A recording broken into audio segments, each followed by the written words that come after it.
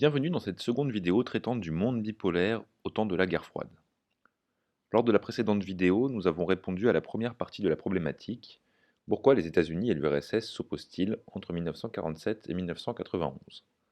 Cette seconde vidéo montrera comment ces deux puissances, à la tête des blocs occidental et communiste, vont s'opposer. Nous verrons que cette opposition va prendre différentes formes, ce qui nous permettra de mieux comprendre ce que relève cette expression de guerre froide. La guerre froide fut un conflit long qui a revêtu plusieurs formes, touchant les domaines militaires, mais aussi technologiques, scientifiques, économiques et culturels. L'affrontement culturel a été l'occasion pour les États-Unis et l'URSS de développer une intense propagande contre leur adversaire.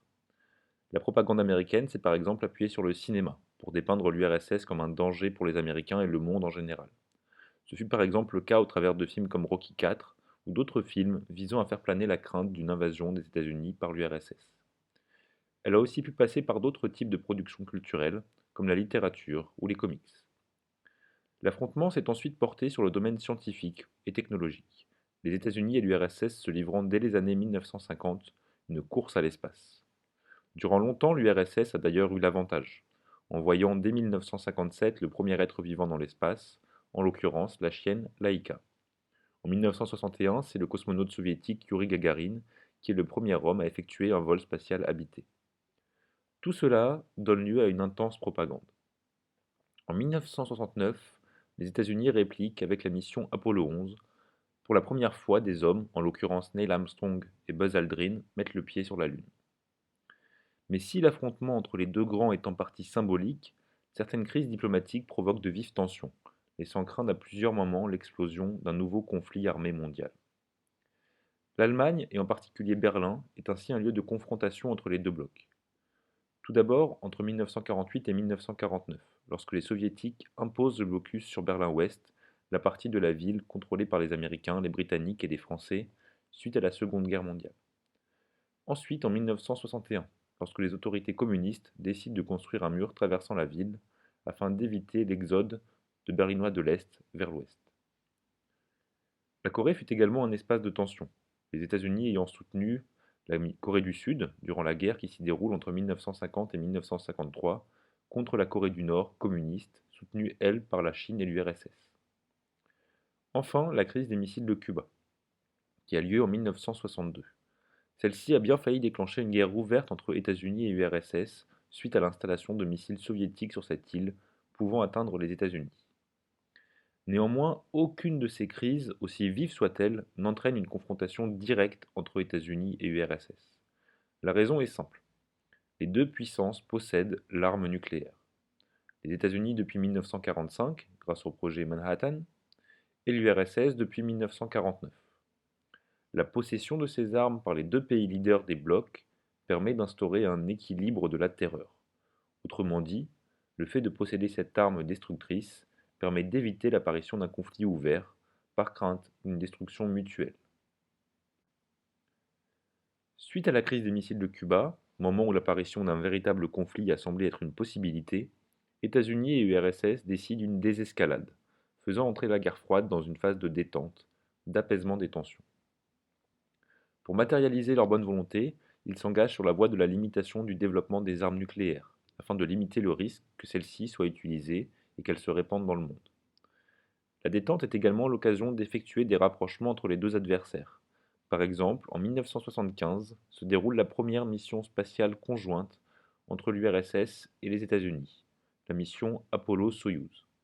Si la symbolique de cet événement est forte, elle montre surtout que la coopération entre ces deux puissances peut permettre de conduire à des avancées technologiques et scientifiques majeures. Les tensions entre les États-Unis et l'URSS reprennent malgré tout à la fin des années 70.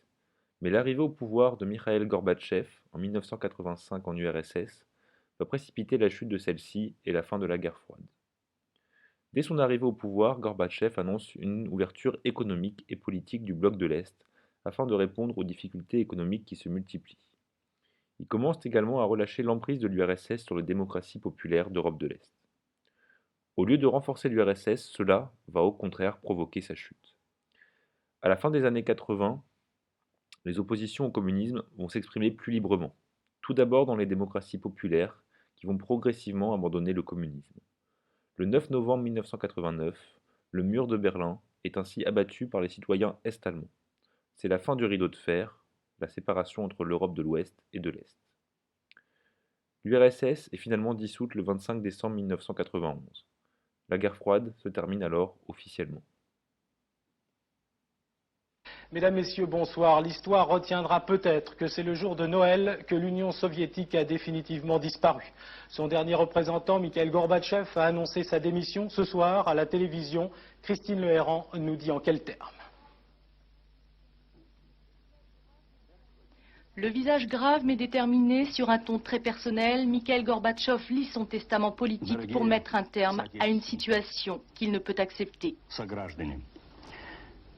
В силу сложившейся ситуации с образованием Содружества независимых государств я прекращаю свою деятельность на посту президента СССР, принимая это решение по принципиальным соображениям. Я твердо выступал за самостоятельность, независимость народов, за суверенитет республик, но одновременно и за сохранение союзного государства целостности страны. События пошли по другому пути. Возобладала линия на расчленение страны и разъединение государства, с чем я не могу согласиться. Nous pouvons donc désormais répondre à la seconde partie de notre problématique. Comment les États-Unis et l'URSS s'opposent-ils depuis 1947? L'opposition entre les deux puissances va prendre plusieurs formes, culturelles, scientifiques, technologiques. Elle se manifestera également de façon plus vive et militaire lors de crises survenues à travers le monde. En Europe avec Berlin, en Amérique avec la crise des missiles de Cuba, en Asie avec la guerre de Corée, ou bien encore la guerre du Vietnam qui se déroule entre 1963 et 1973. Mais si cette guerre reste froide, c'est parce qu'à aucun moment la confrontation militaire n'a été directe entre l'URSS et les États-Unis, en raison de la peur de déclencher une guerre nucléaire dévastatrice. La chute de l'URSS, en 1991, ouvre en tout cas aux États-Unis l'opportunité de devenir la seule superpuissance mondiale et de donner au monde un aspect unipolaire.